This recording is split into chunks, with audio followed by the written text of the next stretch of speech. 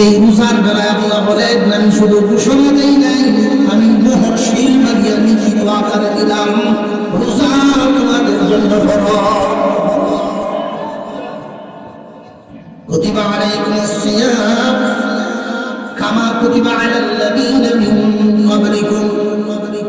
হে ইমানদাররা, শুধু তোমাদের উপরে যেই ফরজ বিধান এটা ভাবিও না, পূর্বের জামানার অনেক উম্মত, সব উম্মতদের জন্য, সমস্ত নবীর উম্মতদেরকে আমি রোজা দিয়েছিলাম। এক এক পয়গম্বরের উম্মতের রোজার নিয়ম ছিল এক এক ধরনের।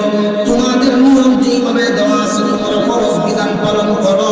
সবে সাদিক থেকে নিয়ে ইফতার পর্যন্ত তোমরা রোজা আদায় করো। রোজা কাকে বলে?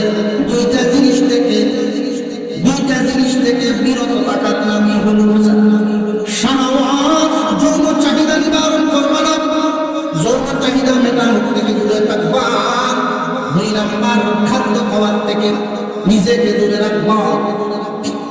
খাওয়া দাওয়া, পান করা, পেটে যেন কোনো কিছু না যায়, তোমার মগজে যেন কোনো কিছু ইয়ে না লাগে। যৌন চাহিদা আর খাদ্য খাওয়া, পান করা, এগুলোর থেকে নিজের বিরত রাখার নামই রোজা। নির্দিষ্ট একটা সময় সবে সাদিক থেকে ইফতার পর্যন্ত এই দুইটা জিনিস, খাওয়া এবং শাহওয়াত, এই দুইটা জিনিস থেকে নিজেকে বাঁচায় রাখার নামই রোজা। যদি কেউ পালন করতে পারো, লাআল্লাকুম তাত্তাকুন, অবশ্যই তোমরা মুত্তাকি হইবা। কে কিভাবে রমজানকে আমাদের ঘরে ওঠো, এখন থেকে আমাদের সিদ্ধান্ত নিতে হবে। বৃষ্টির পানি যখন আসমান থেকে নাজিল হয়, এই জমিনে বৃষ্টির পানি পড়ার পরে সমস্ত জমি বরফ করে, খুব লাভবান হয়, উর্বর হয়, শাক সবজি, গাছ, বৃক্ষলতা এগুলো গজায়। এটা ভালো জমি। জমিনের মধ্যে আবার নিচু জায়গায় এমন আছে, বৃষ্টির পানি গ্রহণ করে কোনো ফায়দা নেই, লাভ নেই। মরুভূমির বাড়ি, বৃষ্টির পানি গ্রহণ করতে পারে কিন্তু লাভ নেই, লাভবান হতে পারে না। শাক সবজি বাজাই করে। তো এই যে জমিন, ভালো জমিন যেটা, ওইটা ফলবান হয়। আবার এই বৃষ্টির পানিটা আমরা এদিকে এদিক দিয়ে বসে, কোন কোন জমিন মাটির কিছু অংশ আছে, এই পানি পাওয়ার আগে যেমন নরম ছিল, পানির ভায়া আরো শক্ত ছিল। যেমন সিমেন্ট, এটা আগে যে হালতে আছে, এটা ভায়া আরো খারাপ শক্ত হয়েছে। এটা হল মুনাফিক মানুষ, মুনাফিক যারা, এদের তুলনা। জমির কিছু অংশ এমন আছে গ্রহণই করতে পারে না। পাথর, বৃষ্টির পানি পায় গ্রহণ করার যোগ্যতা। এই জমিনের মধ্যে চার প্রকার মাটি পায়। ভালো জমিন, ফসল ফলাদি, গাছ, বৃক্ষলতা বৃষ্টির পানির মাধ্যমে সে দিয়ে থাকে। মরুভূমির পানি, বৃষ্টির পানি গ্রহণ করে না, লাভ নেই। এই ভালো জমিনের উপম হইল ইমানদার মুমিন, যারা আল্লাহর বিধান পাইল, আমল করল, লাভ হবে। আর মরুভূমির কারণ, আল্লাহর বিধিবিধান পাইছে ঠিক, উপকারী গ্রহণ করল না, আমল না করার কারণ। সিমেন্ট মুনাফিকরা গ্রহণ করছে ঠিক, ভিতর ঠিক না থাকার কারণে আরো বিপদ করছে। আর আগের থেকেই যারা কাফের, পাথরের মতো বৃষ্টির পানি পড়ছে, তার গ্রহণ করতে পারে না, নিতে পারছে না। তো আমাদের যারা ইমানদার তারা হয়তো ভালো জমি গিলবো ফায়দা হলো, আর না হয় গিলবো রমজান আমাদের সামনে আছে, ইচ্ছা করলে আপনি গ্রহণ করতেও পারেন, গ্রহণ নাও করেন। তো আল্লাহ পাক যে আমাদেরকে রমজান মাস দিলেন, দেওয়ার কারণটা কি? বছর ঘুরে ঘুরে রমজান মাস আমাদের সামনে এসে দাঁড়ায়, এর কারণটা কি? ইয়া আইয়ুহাল্লাযীনা আমানু ইত্তাকুল্লাহ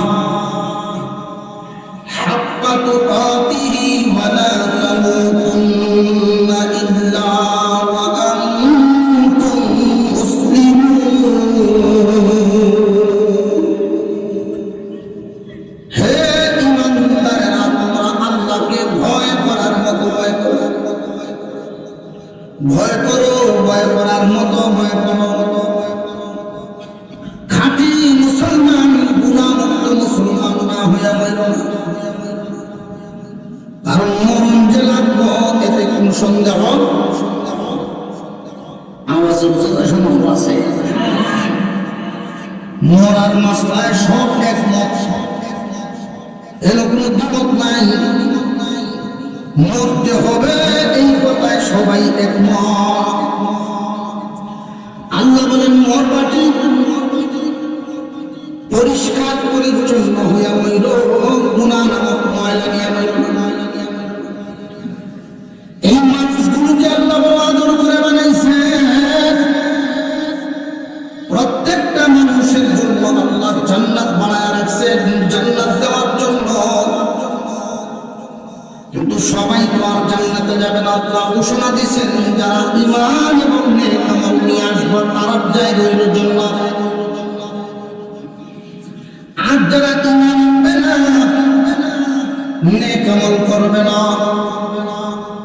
ঈমানই নেই, চিরদিন জাহান্নামে থাকবে, জাহান্নামে থাকবে, জীবনে কোনোদিন মুক্তি পাবে না। ঈমান আছে ঠিক, কিন্তু নেক আমল নাই, ওরারে আল্লাহ জাহান্নামে জ্বালাইব, এরপরে মুক্তি দিবে। আল্লাহ পাক রব্বুল আলামিন আমাদেরকে ঈমানদার বানাইছেন, ঈমানদার মুসলমান। এক একজন ঈমানদারের মর্যাদা আল্লাহ পাক এত বাড়াইছেন, একজন ঈমানদার যতদিন দুনিয়াতে বাইচা থাকবে তামাম দুনিয়া আল্লাহ কিয়ামত করবেন না,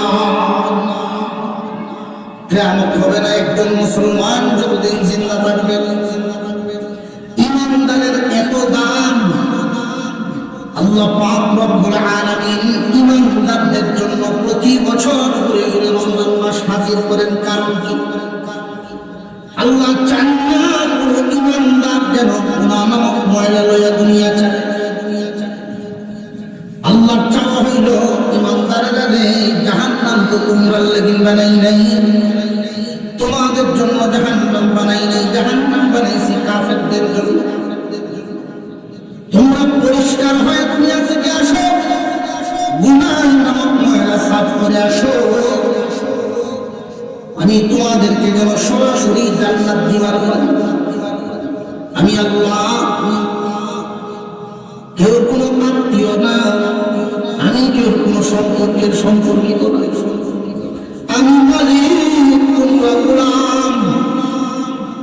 তোমাদের গুণ সিফত অনুযায়ী আমার কাছ থেকে পুরস্কার পাইবা, যার সিফত যেমন বদলা পাইবা তেমন। আল্লাহ পাক পরামর্শ দিচ্ছেন গুনাহ নামক ময়লা নিয়ে দুনিয়া থেকে আসবা না। গুনাহ করে ফেলছো, নিরাশ হয়ো না, লা তাকনাতু মিন রাহমাতিল্লাহ, আল্লাহর রহমত থেকে, আল্লাহর দয়া থেকে নিরাশ হইও না। একটা কাপড় আপনি যত দাম দিয়েই কিনেন, ব্যবহার করলে ময়লা তো হবেই, এটাই স্বাভাবিক। এমন কোন কাপড় নাই যেই কাপড় ব্যবহার করলে ময়লা হয় না। কাপড় ব্যবহার করলে যেমন ময়লা হয়, একজন একজন মানুষ যত বড় শিক্ষিত হোক না কেন, যত বড় জানলেওয়ালাই হোক না কেন, নবীগণ ব্যতীত সবাই কম বেশি ভুল করে থাকে। নবীগণকে আল্লাহ পাক নিজ রহমত দ্বারা এমন ভাবে ডাইকা নেন যে ভুল শব্দটা খাতা, ভুল খাতা তাদের কাছে যাইতেই পারে না। এমন কোন মানুষ নাই যেই মানুষের ভুল নাই। قال النبي صلى الله عليه وسلم كل بني آدم خطاء خير الخطائين التوابون। নবীগণ ব্যতীত সমস্ত আদম সন্তান, নবীগণ যারা সমস্ত আদম সন্তানই ভুল করনেওয়ালা। উত্তম হইল সে মাফ করায় যে এই দুনিয়ার জমিনে গুনাহ নামক ময়লা নিয়ে যেন কেউ দুনিয়া না ছাড়বে ইমানদার। একটা কাপড় যেমন ময়লা হয় পরিষ্কার করার ব্যবস্থাও করলে, কাপড় ব্যবহার করলে ময়লা হবেই। এই জন্য কাপড়কে ফেলায় দেওয়ার জিনিসটা পরে গুনাহের এইটা দিলে এটা ব্যবহার করার অনুপযোগ্য হয়ে যাবে। বুদ্ধিমানের কাজ হইল ময়লা হয়েছে সাথে সাথে সাফ করে ফেলো, পরিষ্কার করে ফেলো। ঠিক তেমনি ভাবে একজন মানুষ যত বড় জানলেওয়ালাই হয় না কেন, গুনাহ তার হয়েই যায়। আল্লাহ পাক রব্বুল আলামিন ব্যবস্থা দিয়েছে, বান্দারে তোমার গুনাহ নামক ময়লা সাফ করাও। এই গুনাহ নিয়ে যদি দুনিয়ার থেকে বিদায় হও, তাহলে এই গুনাহ সাফ করানোর জন্য তোমার জাহান্নামে নেওয়া হবে। কাফেরদেরকে রাখা হবে চিরদিন, তোমার রাখা হবে কিছুদিন। কিছুদিন বলতে কতদিন? যে যার গুনাহ সেই পরিমাণ ফুরাইবেন আল্লাহ সেই পরিমাণ। দুনিয়াতে আমরা লাকড়িও পুরাই, স্বর্ণ পুরাই। লাকড়ি পুরাইলে কয়লা হয়, স্বর্ণ পুরাইলে কাঠি হয়। ইমানদার তোমার ঠিকানা হইল জান্নাত। এই জান্নাত নামক ঠিকানাতে যাওয়ার আগে আগে পরিষ্কার হইতে হইল গুনাহ নামক খাত, ময়লা বের করতে হইল জাহান্নামের আগুনে পুরাইয়া। এই গুনাহগুলো কি? গুনাহ হইল এক ওয়াক্ত নামাজ সারলাম, এটা গুনাহ কবিরা। দুই ওয়াক্ত সারলাম, কবিরা গুনাহ। সুদ খাইলাম, কবিরা গুনাহ। ঘুষ খাইলাম, কবিরা গুনাহ। জেনা ব্যভিচার, চোখের গুনাহ, হাতের গুনাহ, কবিরা গুনাহ। বহু ধরনের কবিরা গুনাহ এগুলো যদি করো, এক একটা গুনার সাজা বর্ণনা করা আছে। এক ওয়াক্ত নামাজ যদি কেউ ছেড়ে দেয়, 2,88,00,000 বছরে হইল 1 হুকমা জাহান্নামের সাজা। এইরকম 80 হুকমা জাহান্নামের আগুন তার ভোগ করতে হবে। নাউযুবিল্লাহ।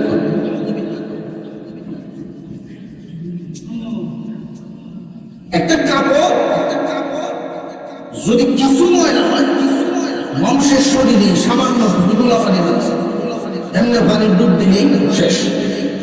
যদি কিছু ঘাম সামনে লাগতে থাকে সামান্য, যদি আরো কালি করে লাগতে থাকে আরো বেশি করে সাবান লাগাই এই করে বসাও।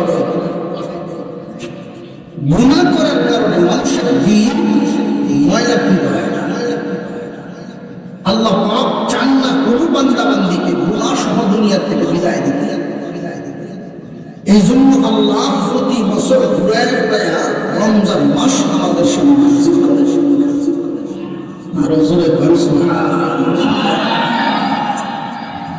কাপড় পরিষ্কার করার জন্য যেমন কাপড় চোপড় ময়লা হইলে পরিষ্কারের মেডিসিন এক জাত না অনেক জাত, ঠিক তেমনি ভাবে আপনার গুনাহ মাফ করার জন্য অনেক ধরনের মেডিসিন রাখছে। বান্দার জিন্দেগি ছোট বড় সমস্ত গুনাহ মাফ করার জন্য যত মেডিসিন বর্ণনা করা আছে, এর মধ্যে একটা হলো নবী সাল্লাল্লাহু আলাইহি ওয়াসাল্লাম, মান হাজ্জা লিল্লাহ লাম ইয়ারফাস ওয়া লাম رجع كيوم ولدته أمه আল্লাহর পয়গম্বর বলেন কেউ যদি আল্লাহর জন্য হজ পালন করে কিসের জন্য হজ হইব কার জন্য কেউ যদি আল্লাহর জন্য হজ পালন করে প্রশ্ন জাগতে পারে হুজুর আর কেউ লাগে কি করেনি কেউ হজ হ্যাঁ অনেক আছে দেখেন হাজি সাহেব ডাকলে চা খাওয়ায় হাজি সাহেব ডাকলে খুশি আর হাজি সাহেব না ডাকলে মনে হয় মনে মনে বেজা যদি কেউ জিগায় পয়সা কেমন আছে হ্যাঁ আলহামদুলিল্লাহ ভালো আমি যে হজ করছি তুমি কত বুঝছো না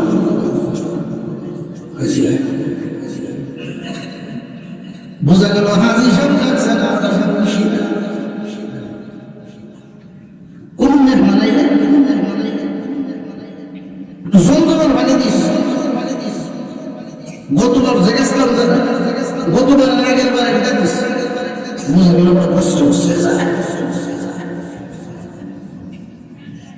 লোক দেখেন ইবাদত আছে আল্লাহ রাসূল বলেন যারা একমাত্র আল্লাহর জন্য হজ করে ফুস্টারের মধ্যে আলহাজ দিছনে দেখে একবার ইমামতি শেষ ধনী মানুষ মাহফিলের সভাপতি বানিয়েছিল ফুস্টার ও আলহাজ কেটে দিল ইমাম সাহেবের ইমামতি শেষ করতে 3 বার হজ করছি আলহাজটা দিল না কারণ লেখাটা দিল মান হাজ্জা লিল্লাহ যে ব্যক্তি আল্লাহর জন্য হজ করবে লাম ইয়ারফাস ওয়া লাম ইয়াফসুক নিষিদ্ধ কোনো কাজ ওই সফরে করবে না ইহরামের হালতে নিয়ম নীতি আছে না নাই উকুন মারা নিষেধ চুল চিরা পর্যন্ত নিষেধ এখন যদি এই চুলটা বললে মুআল্লিমরা মানলো যায় বুশার চুলের পরে ওটা সাদা কাপড় কিনতে দিতে বাপ ধরতেছিস ভিতরে বুশা আছে এমন কোন কাজ করা যাবে না যেই কাজে আল্লাহ নারাজ হন ও নিয়ম কোন কাজ কাম করা যাবে না যদি কেউ আল্লাহর জন্য হজ করে আল্লাহ রাসূল বলেন রাজা কায়াউমি ওয়ালাদাতহু উম্মুহু ওই মানুষগুলো আল্লাহ পাক রব্বুল আলামিন এমন ভাবে মাফ করে দেন নবজাতক শিশুর মতো নিষ্পাপ বানায়া দেন আর জোরে বল সুবহানাল্লাহ এখন প্রশ্ন জাগতে পারে যেই ঘোষণা বললেন এটা ধনীদের দ্বারা সম্ভব জিন্দেগীর সকল গুনাহ মাফ করানো রাস্তাটা শুধু ধনীরা পাইলে হজ করলে সকল নবজাতক শিশুর কোনো গুনাহ আছে বড় ছোট কোনো ধরনের গুনাহ আছে এটা তো শুধু ধনীরা পারবে হজ পালন করে বাইতুল্লাহ জিয়ারত করে জিন্দেগীর সমস্ত গুনাহ মাফ করাতে এটা ধনীদের দ্বারা সম্ভব অন্যান্য ইমানদাররা পরিপূর্ণবা সাধারণ ইমানদার যারা আছেন তাদের জিন্দেগীর গুনাহ মাফ করানোর রাস্তাটা কি কোন মেডিসিন আল্লাহ পাক রব্বুল আলামিন চান না কোন ইমানদার যেন গুনাহ নিয়ে মরে চান না এই জন্য বছর ঘুরে ঘুরে রমজান মাস সামনে এনে হাজির করে দেন রোজা রাখা এটা শুধু ধনীর জন্য না পরিবারের আর রমজান মাসটা যখন তোমরা সহি শুদ্ধভাবে পালন করবে কোন মানুষ যদি রমজানের পবিত্রতা রক্ষা করতে পারেন আল্লাহ নিজে ঘোষণা দেন ইয়া আইয়ুহাল্লাযীনা আমানু কুতিবা আলাইকুমুস সিয়ামু কামা কুতিবা আলাল্লাযীনা মিন ক্বাবলিকুম لعلكم تتقون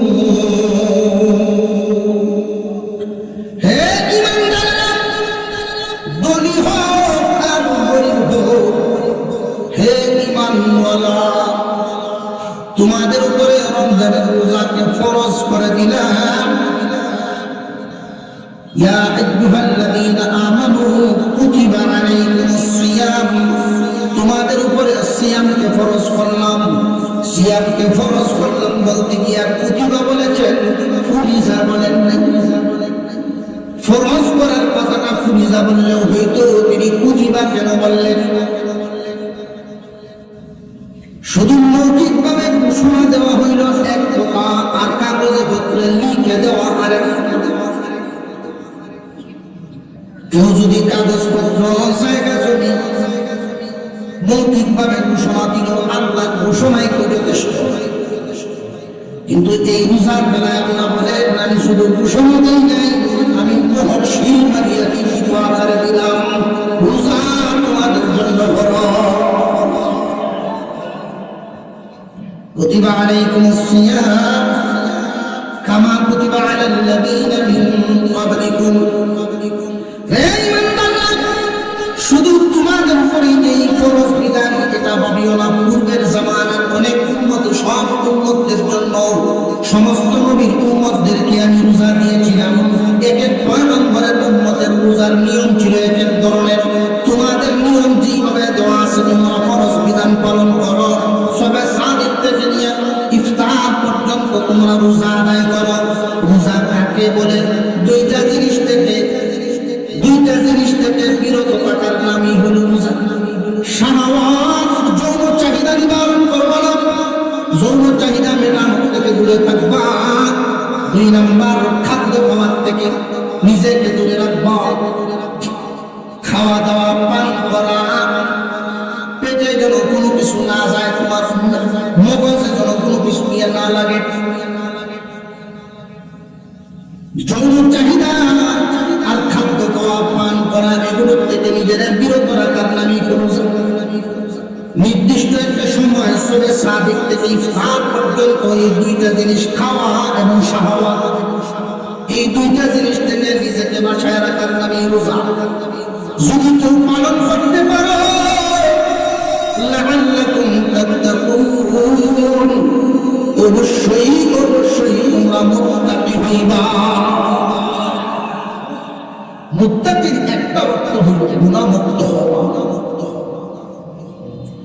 কেউ যদি রমজানের পবিত্রতা রক্ষা করে, রমজান মাস যেইভাবে কাটানোর কথা, রমজানের রোজা নিয়ম অনুযায়ী আদায় করলো, তারাবির নামাজটুকু আদায় করলো, রমজান মাসের পবিত্রতা রক্ষা করে মাস পালন করলো,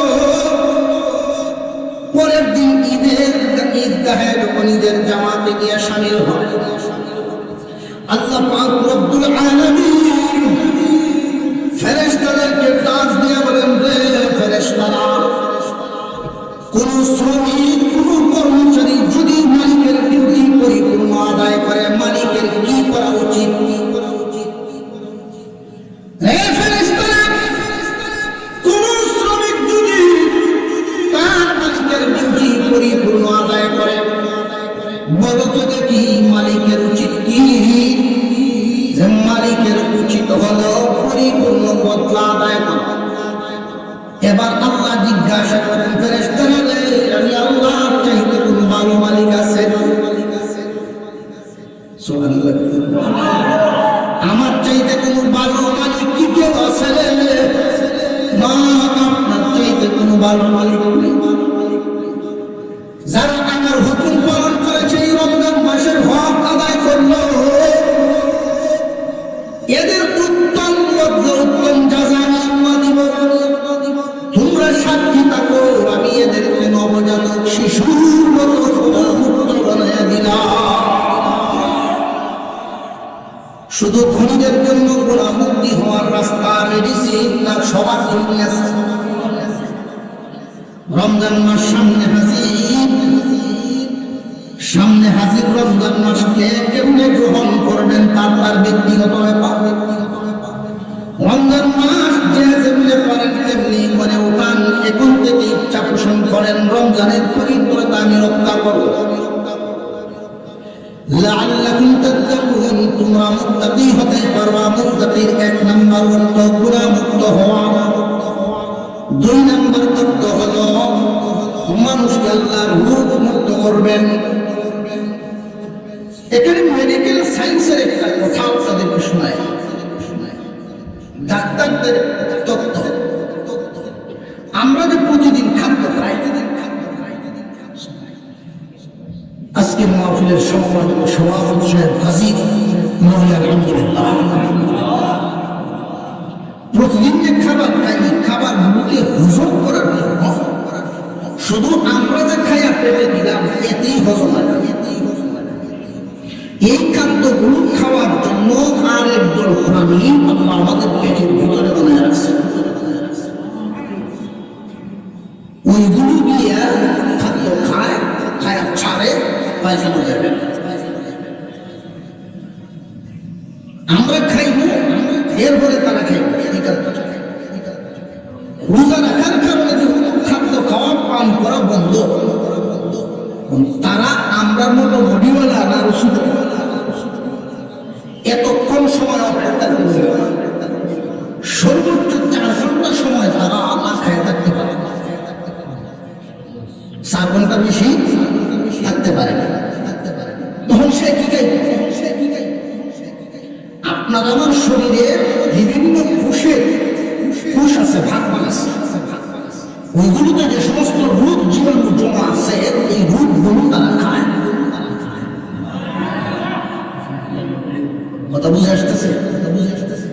এই রোগগুলো খায় না, হজম করে পেশাব পায়খানার সাথে কখনো বেরিয়ে যায়।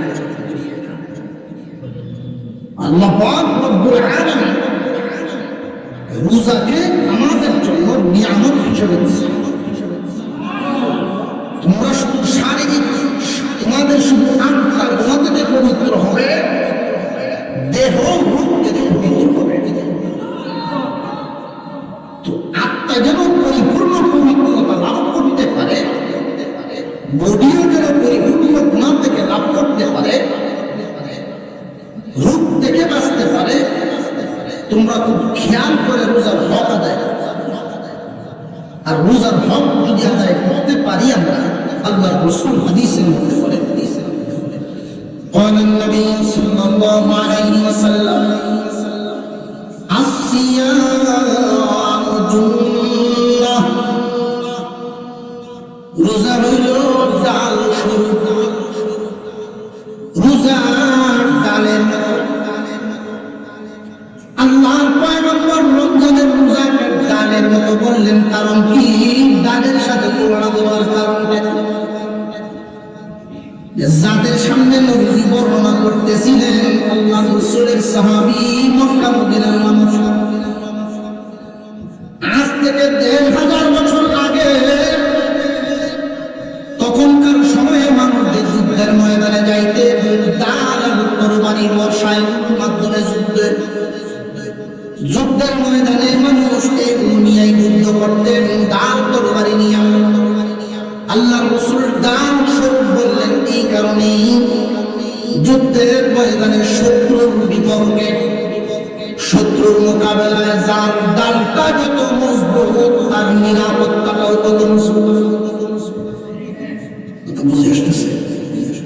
হুজুর আকরাম সাল্লাল্লাহু আলাইহি ওয়াসাল্লাম ডালের সাথে তুলনা দিয়ে বুঝাইয়া দিলেন, আমার উম্মত, তোমার রোজাটা কত মজবুত হবে, জাহান্নামের মোকাবেলায় তত মজবুত হবে। জাহান্নামের আগুন থেকে ততটাই তোমার নিরাপত্তা দিবে। সমস্ত ইবাদত মুখ দেখানো করা যায়, কিন্তু রোজা মুখ দেখানো করা যায় না। রোজা যদি মুখ দেখানো কেমনে করা যায়? মানুষের সামনে খায় না, সুবহানাল্লাহ দেখায় না, মানুষের দেখলো না ঠিক, কিন্তু রোজা রোজা যারা রাখেন একমাত্র মানুষের সামনেও খাইব না, একান্তেও খাইব না, কেউ দেখুক আর না দেখুক, খাওয়া এবং শাহওয়াত থেকে নিজের বাঁচায় রাখেন। এই জন্য আল্লাহ পাক রব্বুল আলামিন নিজে বলেন, আসসিয়ামু লি, রোজা হইল আমার জন্য, ওয়া আনা আজজি বিহি, আর এই রোজার বদলা আমি আল্লাহ নিজে। রোজা যার, আমি তার।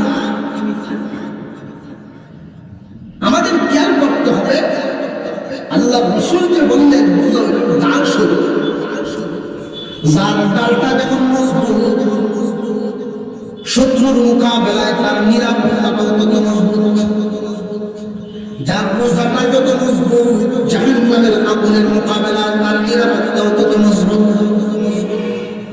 ডাল যত হালকা, যুদ্ধের ময়দানে তার ভয় বেশি, কোন দিক দিয়ে ফাইটা যায়, কোন দিক দিয়ে ছিদ্র হয়ে যায়, নিরাপত্তাটাও দুর্বল হয়ে যায়। রোজা মানুষের হালকা হয়, রোজা মানুষের দুর্বল হয়। যার রোজা যত দুর্বল, নিরাপত্তাটাও দুর্বল। রোজা দুর্বল হয় কেমনে?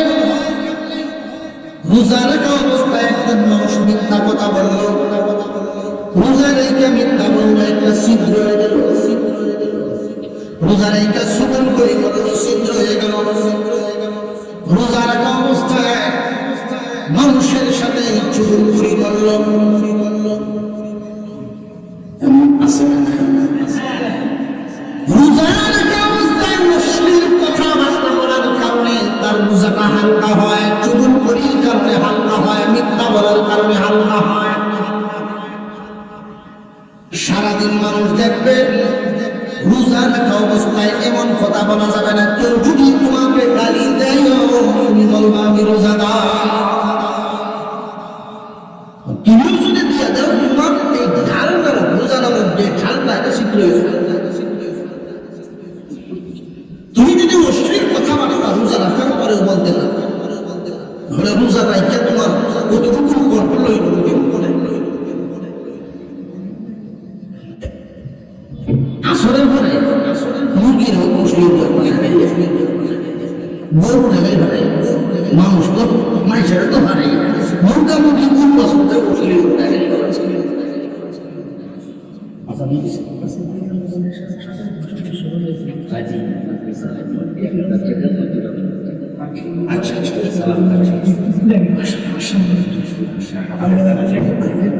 আমাদের আজান তো আজান যত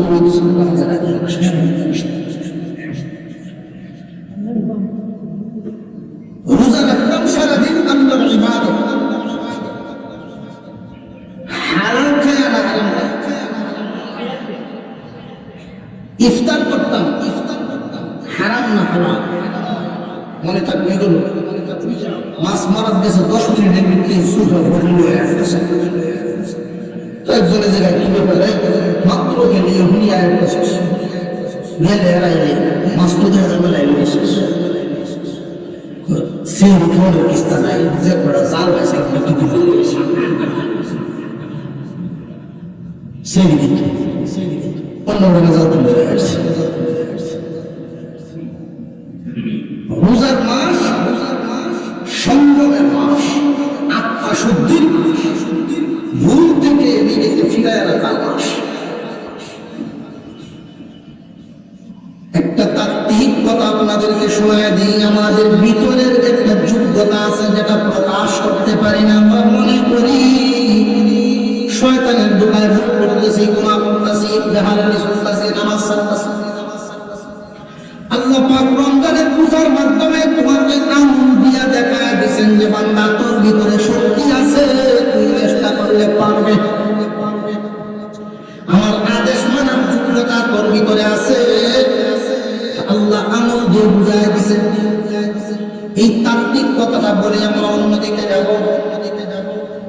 ইফতারের আগ মুহূর্তে 10 মিনিট আগে ইফতার নিয়ে সামনে বসা আছে, ক্ষুধার কিন্তু অভাব নাই, পেটে যথেষ্ট খিদা আছে, খাদ্য সামনে হাজির,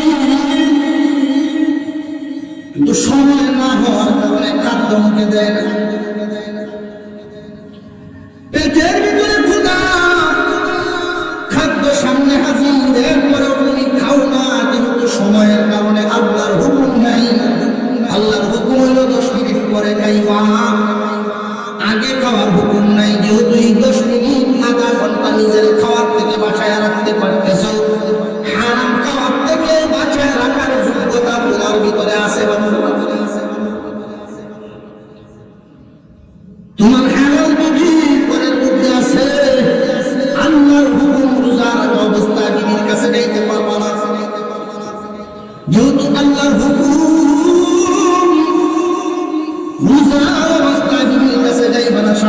আল্লাহ নিষেধ করে রাখছেন, এই হুকুমটা এই নিষেধটা যেহেতু মানতে পারতেছো, বিবির পাশে শুয়ে দিছে, এরপরেও তোমার মধ্যে কোনো পরিবর্তন নাই, আল্লাহ নিষেধ তুমি মানতেছো, হালাল বিবি কাছে আছে, এরপরেও তুমি নিজেকে আটকায় রাখতে পারো, ভিন্ন নারীর থেকে সারা বছর নিজের বাঁচায় রাখার যোগ্যতা তোমার ভিতরে আছে।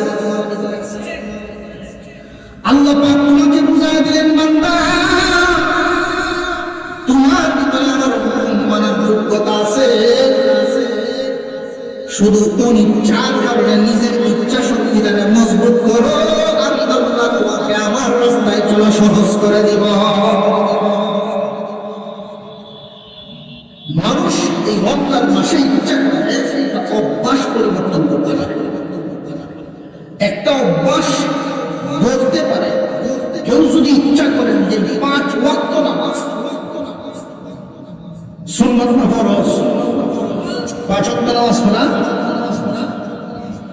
অনেক মানুষ মনে করে তারাবির নামাজ রোজার অংশ, জোহরের নামাজ ছুটছে কোনো কষ্ট নেই, আসরের নামাজ ছুটছে কোনো কষ্ট নেই, এমনকি সেহরিকালে 28 সময় গেছে বদল নেই, তারাবিটা থাকবে, এমনকি তারাবি 8 না 20 মাইল হতে হবে।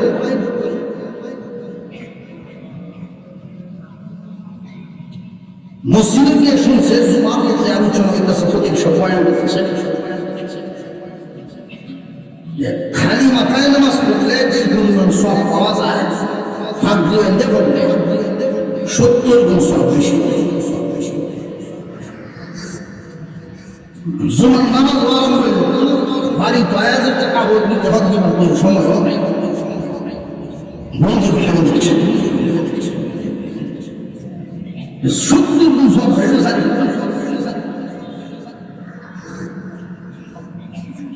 অথচ ফরজ আর সুন্নাত, আগে নামাজ পড়া কি সুন্নাত, এই সুন্নাতটা পালন করতে পারলে সব হয় 70 গুণ বেশি। কিন্তু নাবির উপর থেকে হাঁটুর নিচ পর্যন্ত ঢাইকা রাখাটা ফরজ, ফরজ করলে সুন্নাত বাঁচে। জোহর সারে, আসর সারে, মাগরিব সারে 5 ওয়াক্ত নামাজের দাঁড় দাঁড়ায় না, তারাবি পড়তে যায়, এশারও সাইলে দিলে যত তারাবির সাথে মিশায়